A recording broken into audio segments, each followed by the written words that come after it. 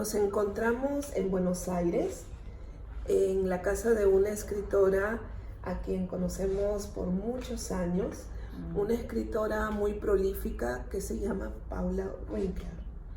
Paula, gracias por la hospitalidad y quisiera saber un poco más acerca de tu escritura para que los oyentes nos puedan saber dónde encontrar tus libros, ¿no? Sí. Puedan saber cómo leerte. Sí. Algunos de tus escritos están en mi página web.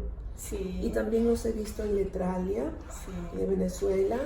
Sí. ¿Y dónde más? Y después además en las librerías generales, acá del centro, la mayoría, supongo que en Paradigma, el Ateneo. Tienes también en la web se llama Vivi Libros, que ahí se vende la última, que es Fantasmas en la balanza de la justicia. Esa es tu última novela. Esa es mi última novela. Y está El marido americano, que es la anterior. Esa está en Estados Unidos también y por Amazon se puede también comprar. Se puede encontrar, claro, sí, se puede encontrar por Amazon sí, y supongo que en todas esas librerías que posibilitan la compra online es posible comprarlas, ¿no? Ahora, tú has sido abogada, has sido jueza. Sí. ¿De dónde te nace el amor por escribir? Yo creo que el amor por escribir nace desde el momento en que leo. Leo desde muy chica, siempre me gustó leer y un buen escritor evidentemente es primero un muy buen lector. Y desde muy chica empecé a escribir algunos cuentos breves que no me gustaban, algo de una obra de teatro que la tiré porque era típico esas cosas que hacía uno de adolescente. Claro. Después ya cuando me voy a la universidad, ahí ya opto por seguir la carrera de Derecho, aunque tenía mis dudas y yo quería hacer la carrera de Letras, pero no me daban los tiempos y se ve que bueno, también me venía mucha influencia de la ley, de querer estudiar para hacer justicia y demás, bueno, esas cosas que uno piensa cuando es más niño. Después de adulto te das cuenta de que ya con que apliques la ley o la interpretes bien, porque no se aplica, en realidad se interpreta, pero cuando se interpreta bien es una manera de hacer justicia, aunque obviamente legislación y justicia no siempre van de la mano. Pero por supuesto la carrera jurídica no tiene nada que ver con la literatura, es un escribir distinto, es un discurso totalmente diferente. De todas maneras pienso que me ayudó en el sentido que me disciplinó, porque en la escritura evidentemente por más que uno en los comienzos sea caótico, después se tiene que disciplinar y ver cómo va realizando sus textos. Exacto. Y bueno, uno después ya se lanza a escribir y ahora que me jubilé ya lo tomé como algo más con más profundidad y con más horas dedicadas, porque ahora tengo más tiempo, pero de todas maneras me cuesta el trabajo porque es un trabajo muy arduo. Claro. Ya lo sabrás vos que uno tiene un primer texto, después busca un segundo texto y así de pronto el texto que das a conocer es el 20º texto y como decía Borges lo publicás porque si no seguís corrigiendo y volvés a ver la otra edición que tuviste antes y querés corregirla y así es como que hay versiones corregidas todo el tiempo. Por supuesto. Pero el amor a la literatura yo creo que es no solamente que nace en mí, también se hereda de mi familia siempre fue, tanto la paterna como la materna, muy lectora. Ha habido profesionales, ha habido artistas, se dedicaron más a la música y a la pintura, pero siempre hubo amor a la literatura. De chica recuerdo una de las primeras conferencias que me lleva mi madre a lo de Julieta Gómez Paz, que daba una conferencia sobre uno de sus ensayos. Eran dos hermanas magníficas, una era filósofa, la otra era profesora de Derecho. Las dos eran muy amantes del ensayo. Siempre cultivé muchísimo la literatura cuentística, digamos, las novelas, la poesía también, que evidentemente es otro mundo, es maravilloso, vos lo sabés. Y también el ensayo también me interesa. Y hoy día a veces hago mestizajes de géneros, no es necesariamente crónica o no es necesariamente una novela coral. a veces hay coral, otras veces escribo basándome del contrapunto, el contrapunto lo hago temporal, otra vez de los personajes, en fin, voy buscando la voz, y a veces me surge un personaje, a veces la voz es lo que más cuesta, y cuando uno va encontrando el texto te va llevando, los personajes te van llevando. Por supuesto. Sí. Ahora, ¿cómo encontraste las técnicas? ¿Fuiste a un taller? Sí. ¿Fue leyendo, aprendiendo de otros escritores? Primero fui autodidacta, después fui a talleres literarios. De todas maneras, el taller literario, depende de qué taller literario vayas. Hay talleres literarios en donde la escritura es más grupal, en sentido de que cada uno comparte el texto y no se corrige ni se sugiere nada, y hay otros talleres literarios, como por ejemplo el de Liliana Hecker, que allí se aprende porque ella de alguna manera pone un corte con la coordinación y va haciendo trabajar cada texto de diferentes maneras, con diferentes lecturas de los miembros del grupo. Y además yo creo que en realidad la mejor técnica para aprender técnicas es leyendo. Lo que pasa es que, claro, hay que leer con el ojo del lector, que no es lo mismo el ojo del lector que el ojo del escritor. A veces a mí me pasa que una obra me encanta, la leo porque me entusiasma, y después hago una segunda lectura ya para ver el punto de vista, la voz, los parlamentos de los personajes. Ya entro a ver cómo construyó ese texto, cuál es su escuela literaria, si es barroco, si no es barroco, ver los géneros, en fin, eso ya lo veo, qué tipo de tiempo utilizó, si prefirió el presente y por qué, el pasado y por qué, o mezcló. Pero eso lo hago siempre en una segunda lectura, porque en general un escritor no deja de ser un lector cuando lee. Por supuesto. Entonces, si el texto lo apasiona. ¿Y cómo escribes? Para los lectores jóvenes que hay aquí, ¿cómo es, podría decir, tu forma cada día? ¿Cómo te las arreglas para tener un tiempo para escribir? Bueno, si tengo una idea, ahora estoy pasando un momento especial, pero en general, si tengo una idea, marcho tras la idea. Depende de si se trata de un cuento largo, un cuento breve. Si se trata de un cuento largo o de una novela corta en donde hay muchos personajes, ahí ya me tengo que hacer storyboards o perfiles de personajes, pensar las acciones, inclusive que me sirven de recordatorio, porque a veces hay personajes que se entrecruzan, para recordar dónde se retomó la acción del personaje anterior y demás. Ahora, en cuanto a los tiempos, a veces pasa que la voz me pide que escriba en pasado, y después me ha ocurrido en algunos cuentos que, por ejemplo, lo escribí en pasado y me di cuenta que tenía mucho más fuerza si lo pasaba presente, pero eso me di cuenta recién cuando había terminado el cuento. Otra vez volver a hacer. Claro, para volver a hacerle una segunda lectura. Y a veces pasa, porque a veces la escritura es muy complicada, no es fácil, el oficio es muy complicado, y hay que tenerse mucha paciencia, hay que tenerle mucho respeto al texto y al tiempo, porque el tiempo a veces no hay que apurarse en publicar, hay que esperar un poco y leer y releer. Por supuesto que en algún momento el texto pide salir a la luz. Exacto. Pero ¿cuántas novelas has publicado? ¿Novelas y libros de cuentos? Y novelas bastantes.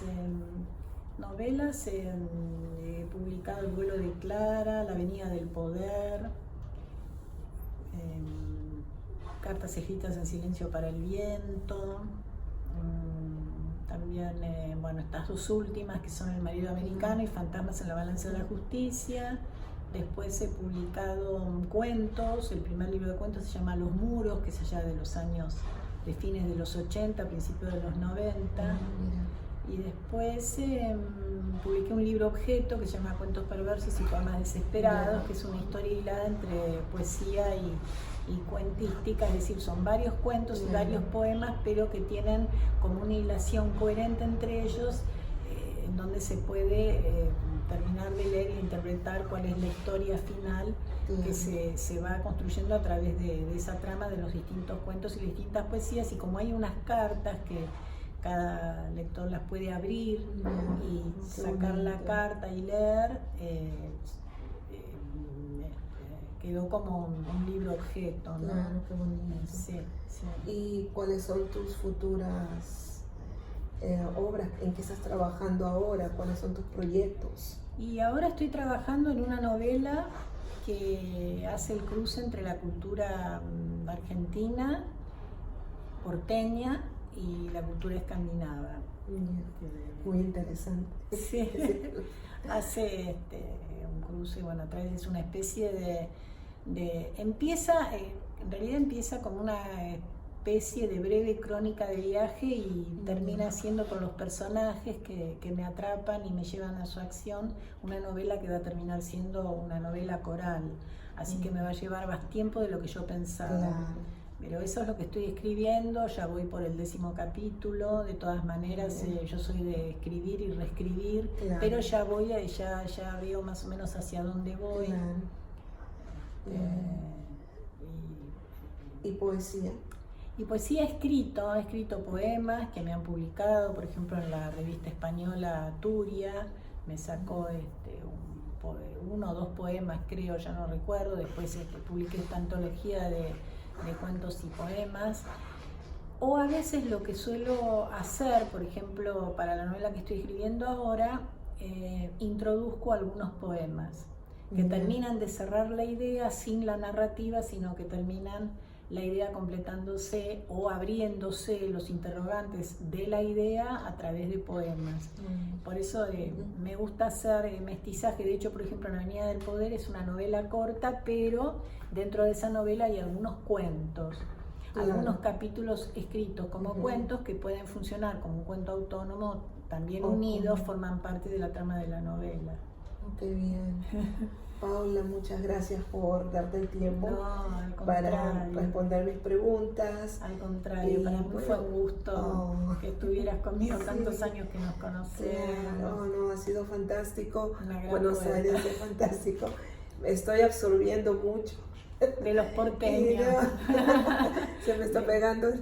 Sí, de los porteños y avisándote de ciertos tips y ciertas cosas de las conductas porteñas que de pronto no forman parte de otras ciudades y bueno, eso es lo interesante. Es como se dice, aprender el habla, ¿no? Sí, exactamente. Y yo creo que eso es bueno para un escritor, es tirarte a la calle y buscar. Es lo mejor. Y las historias te encuentran. Sí, ¿no? es cierto. El mejor escritor es el flaneur, es decir, es aquel que se deja guiar en las calles simplemente por su corazonada, por su intuición, que no sigue instrucciones de las agencias turísticas, si bien es cierto que hay que tener una idea, un mapeo del lugar para aprovecharlo mejor cuando hay menos tiempo, pero creo que lo interesante de Buenos Aires, tanto más en esta época en donde evidentemente hay muchas tensiones, creo que en esas tensiones un escritor, más allá de las tensiones, que eso puede ser materia de la ciencia política, de la sociología o del periodismo, para un escritor que hace narrativa o un escritor que es poeta, como tu caso, uno se impregna de otra cosa que surge a través de la tensión, que no es solamente la tensión. Por suerte hay cierto hilo digamos, de humanidad que surge a través de eso que supuestamente está planteado y uno lo ve como una tensión que, bueno, en algún momento no sé si se va a superar porque yo soy muy crítica, creo que inclusive esto daría para otro espacio y para un libro entero, hablar de la superación dialéctica, que yo creo que habría que replanteárselo. La historia se repite diferente, por suerte con trazos distintos, pero creo que la esperanza es una solución superadora, una síntesis superadora. Eso es la esperanza que tenemos todos, pero lo que estamos viendo a través de la historia de la humanidad y lo que está pasando hoy día en el mundo, y yo soy más escéptica y prefiero mantenerme en ese punto tan interesante que es interesante para el escritor, para las personas y las vidas de las personas no, porque sufren, lógicamente, pero desde el punto de vista de un cineasta, de un escritor, de un artista que toma cierta distancia, aunque la vive de todas maneras y pone el cuerpo, Eso te da una idea de que de pronto hasta las ideas, hasta la historia de las ideas también tiene su historia y reescribe su historia. Y hay nuevas ideas y nuevos conceptos, como decía Deleuze, para describir nuevos fenómenos sociales y políticos y demás. Pero es una época bastante difícil, así que... en todo el mundo. En todo el mundo. Así que las nuevas generaciones yo creo que están escribiendo magníficamente y quizás lo hagan hasta mejor que yo. Hay muchísimos recomendables. Hay escritores argentinos maravillosos, de los nuevos, de los jóvenes, conocidos y no tan conocidos, que hay que leer. Hay que leer no solamente los escritores del mercado, que llegaron al mercado porque son excelentes, sino también a los escritores de culto, inclusive aquellos que no llegan a ser escritores de culto, pero que escriben buenas historias y lo saben hacer. Exacto, y hay muchos. Y hay muchos. Aquí en el mundo. Sí, es bueno. Para eso son a veces estos portales, ¿no? Para enseñar una mirada más, no solamente es una la literatura, sino que hay muchas ramas alrededor. Entonces, siempre es bueno comparar, contrastar y saber más. ¿Por qué no? Bueno, muchas gracias, y nos estamos viendo. Espero que en Nueva York. En Nueva York. Qué bueno. Gracias.